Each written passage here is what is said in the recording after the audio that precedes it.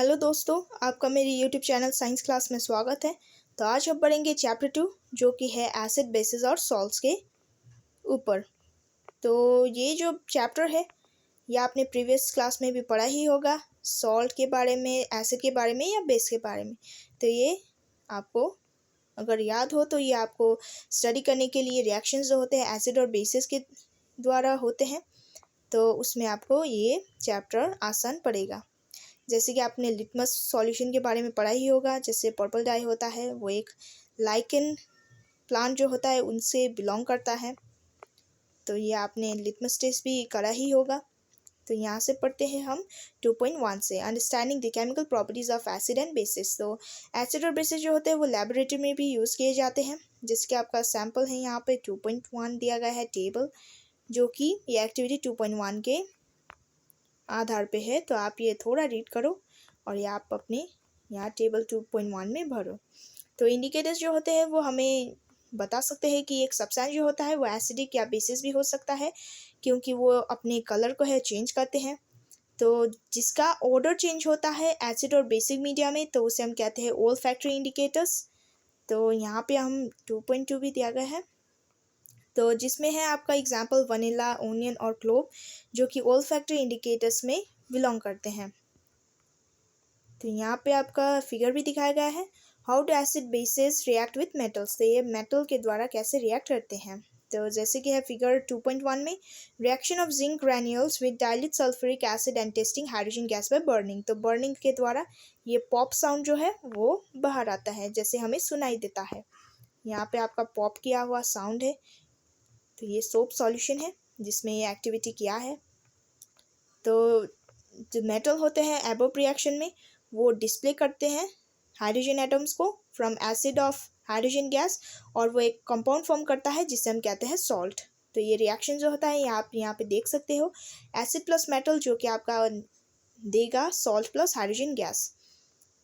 तो जैसे कि आपका रिएक्शन है वो ऐसे भी लिखा जा सकता है, जैसे 2NaOH प्लस Zn जो कि है Na2ZnO2, जो कि आपका सोडियम जिंकेट फॉर्म कर रहा है, प्लस H2। तो आपको यहाँ पे हाइड्रोजन जो है वो फॉर्म मिलेगा इन द रिएक्शन, और ये सभी रिएक्शंस ऑफ मेटल में पॉसिबल नहीं हो सकते हैं। जैसे 2.1.3 में दिया गया है, how do metal carbonates and metal hydrogen carbonates react with acids. तो ये कैसे रिएक्ट करते हैं, यहाँ पे आपका फिगर भी दिखाया गया है 2.2 में। इसमें आपका रिएक्शंस ऑकर होगा। टेस्ट ट्यूब ए में Na2CO3 प्लस 2HCl जो कि आपका देगा 2NaCl plus H2O plus CO2। तो टेस्ट ट्यूब बी में NaHCO3 प्लस HCl जो कि है NaCl plus H2O plus CO2। तो कार्बन डाइऑक्साइड जब आप पास करोगे थ्रू लाइम वाटर तो आपको ये रिएक्शन मिलेगा CaOH2 प्लस CO2 जो कि आपको CaCO3 white precipitate plus water H2O on passing excess carbon dioxide. तो आप जब एक्सेस कार्बन डाइऑक्साइड डालोगे उसमें तो ये रिएक्शन टेक प्लेस करेगा, जैसे है CaCO3 plus H2O plus CO2 CaHCO3 soluble in water. और जो लाइमस्टोन होते हैं, चौक होते हैं या मार्बल होते हैं, उसमें कैल्शियम कार्बोनेट प्रेजेंट होते हैं, और एक मेटल कार्बोनेट जो होते हैं वो हाइड्रोजन कार्बोनेट से रिएक्ट कर सकते हैं एसिड और या करस्पॉन्डिंग सॉल्ट, और वो कार्बन डाइऑक्साइड या वाटर को इवॉल्व कर सकते हैं। जैसे आपका एक रिएक्शन है metal carbonate by metal hydrogen carbonate plus acid जो कि है salt plus carbon dioxide plus water. 2.1.4 में है, how do acids and bases react with each other.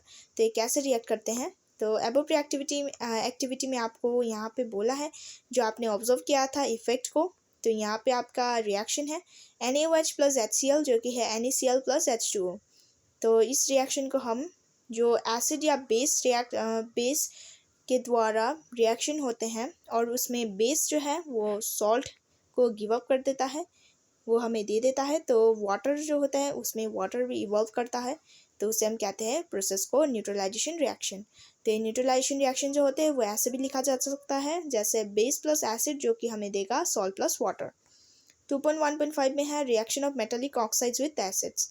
तो यहाँ पे आपको नोटिस करने मिलेगा जो सॉल्यूशन होगा वो उसका कलर ब्लू या ग्रीन में चेंज हो जाएगा, जो कि कॉपर डिजॉल्व आप डिजॉल्व करोगे तो उसमें आपको ब्लू ग्रीन कलर जो होता है वो कॉपर ऑक्साइड के वजह से होता है या कॉपर क्लोराइड के इन द सॉल्यूशन या रिएक्शन। तो आपका यहाँ पे है मेटल ऑक्साइड प्लस एसिड, जो कि आपको देगा सॉल्ट प्लस वाटर।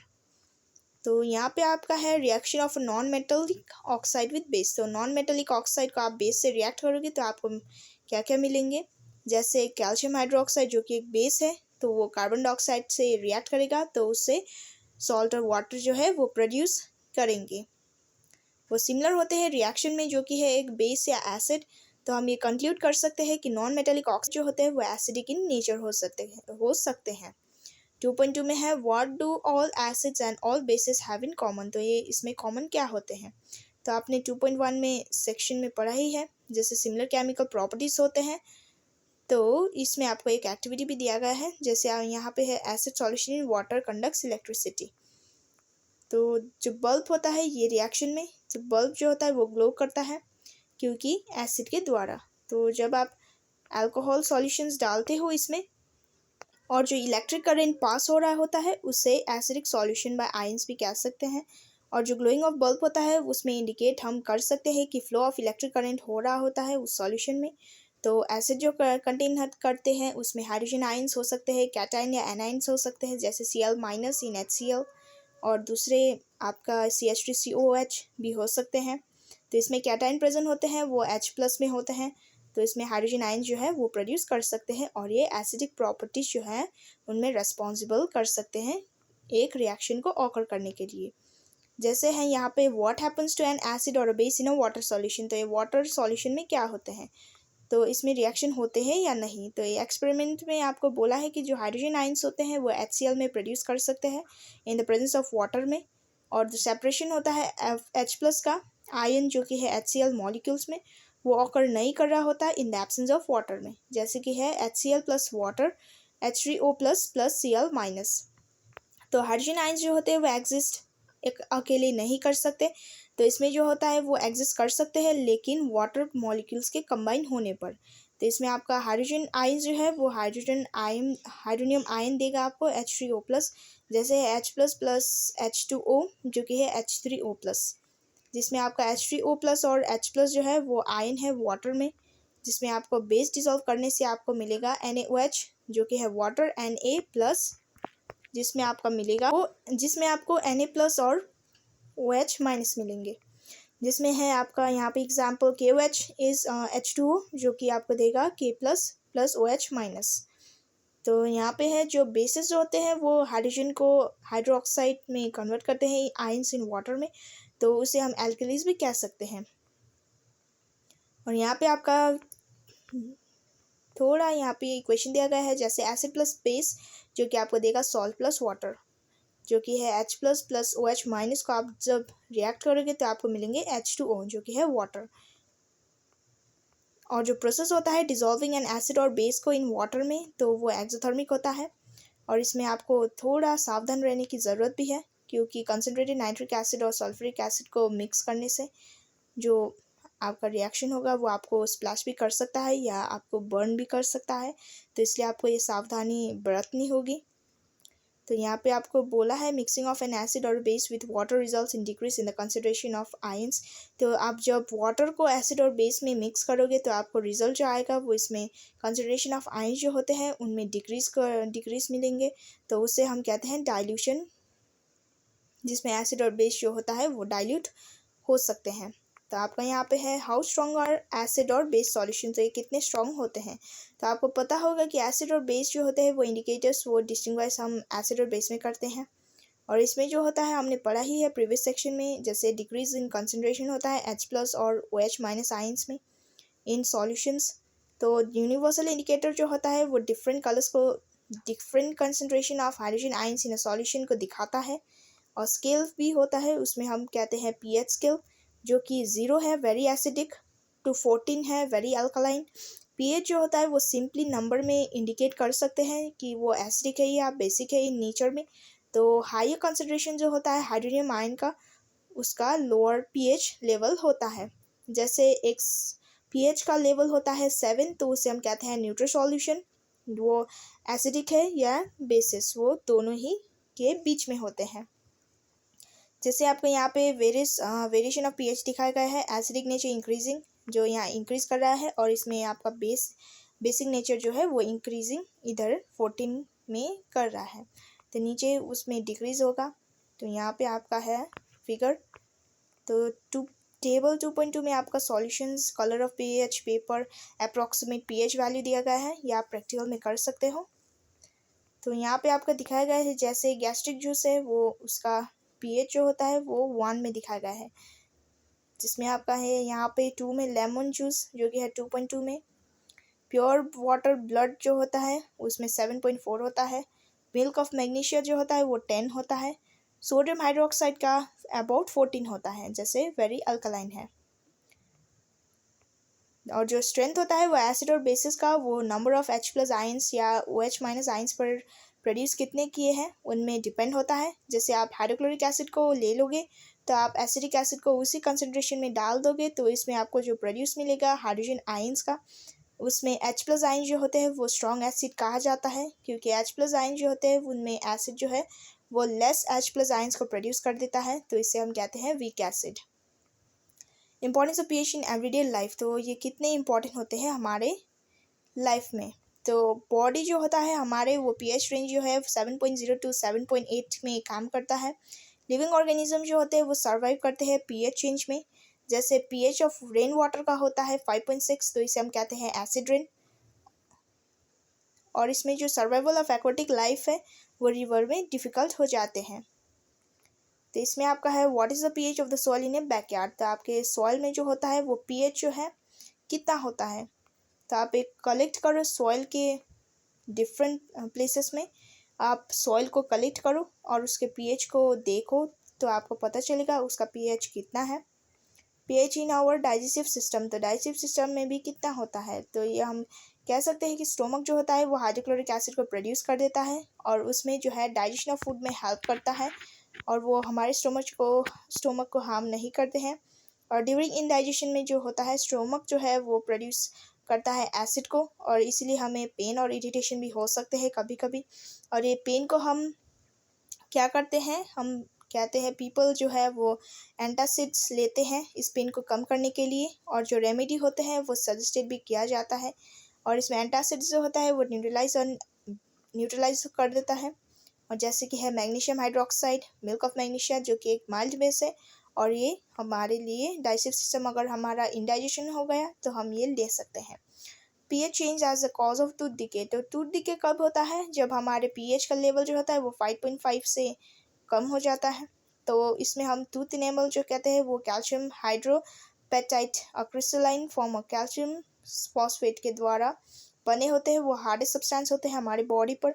लेकिन जब वो वाटर डिज़ोल्व नहीं कर रहा होता तो उसमें पीएच लेवल जो होता है वो 5.5 से नीचे जाता है, लो होता है, तो उससे बैक्टीरिया जो है हमारे माउथ में प्रेजेंट होता है और उससे वो एसिड प्रोड्यूस करता है, और शुगर और फूड जो पार्टिकल्स हम खाते हैं और वो हमारे मुंह में रह जाते हैं तो उससे वो कोरोड कर सकते हैं हमारे टीथ को। तो इससे आपको क्लीनिंग ऑफ टीथ जो है वो आप न्यूट्रलाइज एसिड से के द्वारा कर सकते हो, या प्रिवेंट टूथ डिके जिसमें आपको 2-3 बार ब्रश करना होगा, या आपने मील खाया है तो उससे आप प्रिवेंट करो कि आप जल्दी आप जितना मीट खा मतलब आप जितने बजे फूड खाते हो आप उसे फिनिश करो और उससे जल्दी जल्दी आप मुंह धो लो, अपने मुंह को साफ कर लो।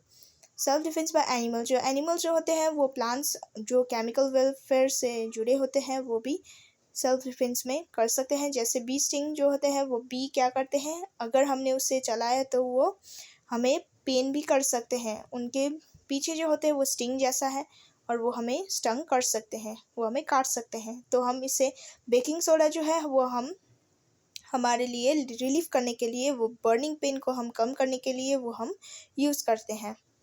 जैसे यहाँ पे आपका सम नेचुरली ऑकरिंग एसिड, तो ये आपके नेचुरल सोर्स दिए गए हैं और एसिड है, तो ये कैसे कैसे बने होते हैं ये आपको यहाँ पे टेबल पे दिखाए गए हैं।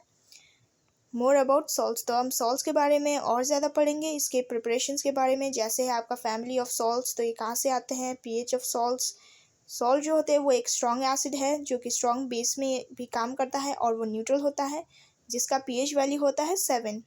और जो अदर होते हैं दूसरे सॉल्ट जो कि एसिडिक होते हैं या बेसिक होते हैं, और वो एसिडिक होते हैं पीएच वैल्यू जिसमें लेसर देन 7 होता है, तो उसे हम कहते हैं स्ट्रॉन्ग बेस या वीक बेस या एसिड, और वो नेचर में बेसिक होते हैं। केमिकल्स फ्रॉम कॉमन सॉल्ट, तो केमिकल सॉल्ट जो होता है वो हम कहाँ से, कॉमन सॉल्ट जो है उसमें केमिकल क्या क्या होते हैं, तो केमिकल्स जो होते हैं उसमें कॉम्बिनेशन होता है हाइड्रोक्लोरिक एसिड का जिसमें हम सोडियम हाइड्रोक्साइड भी कहते हैं, तो सोडियम क्लोराइड भी हो सकता है, तो वो हम फूड में यूज़ करते हैं डेली। और जो आपका सी वाटर होता है उसमें सॉल्ट डिज़ोल्व किए जाते हैं, और जो सोडियम क्लोराइड होता है वो सेपरेट करते हैं इस सॉल्ट में। तो डिपोजिट्स होते हैं सॉलिड सॉल्ट का सेवरल पार्ट्स ऑफ वर्ल्ड में होते हैं, और जो लार्ज क्रिस्टल्स होते हैं इम्प्योरिटीज़ में, तो वो उसको कहते हैं हम रॉक सॉल्ट। और जो रॉक सॉल्ट होते हैं वो सीज में भी फॉर्म्ड होते हैं बाय बाइगोन एजेस ड्राई अप, जिसमें सॉल्ट जो होता है वो माइंड लाइक कोल होता है, कोल जैसा दिखने लगता है। जिसने आपने पढ़ाई होगा हिस्ट्री में महात्मा गांधी दांडी मार्च में, तो इसमें सोडियम क्लोराइड जो होता है वो इम्पोर्टेंट सिंबल दिखाया जाता है स्ट्रगल फॉर फ्रीडम को। यहाँ पे आपका फिगर भी दिखाया गया है।